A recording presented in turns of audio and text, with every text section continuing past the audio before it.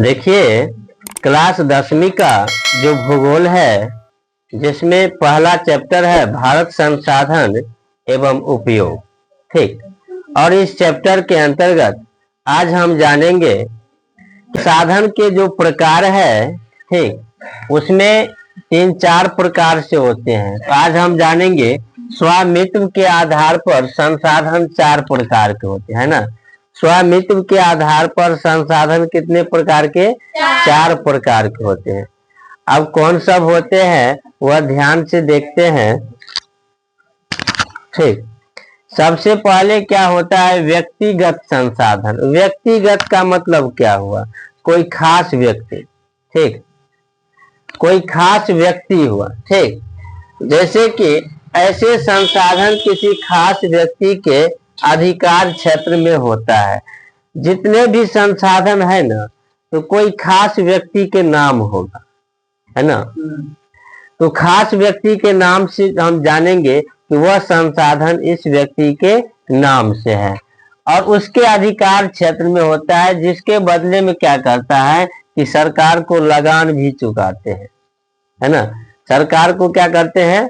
लगान भी चुकाते हैं। तो ये संसाधन क्या कहलाएंगे? व्यक्तिगत संसाधन कहलाएंगे, है ना। व्यक्तिगत संसाधन क्या? कि ऐसा संसाधन जिसपे किसी व्यक्ति का खास अधिकार हो, है ना।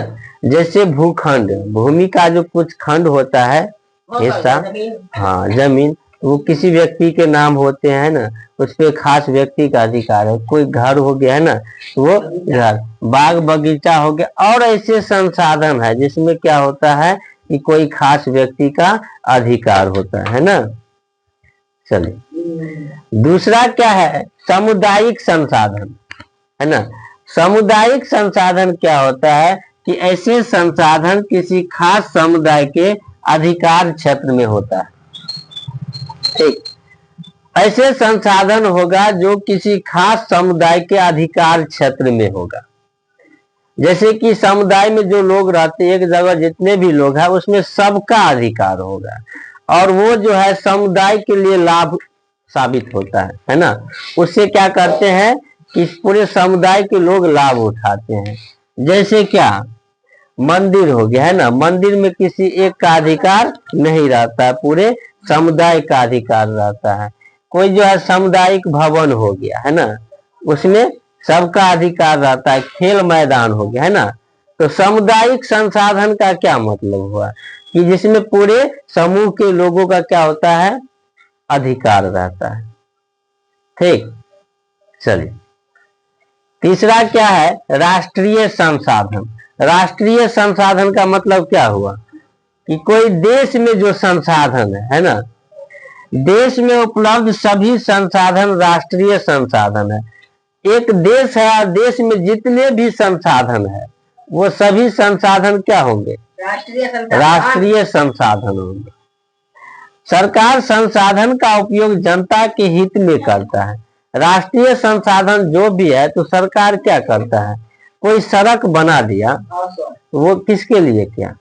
जनता के लिए किया, है ना। ठीक, कोई जो है मान लो आपको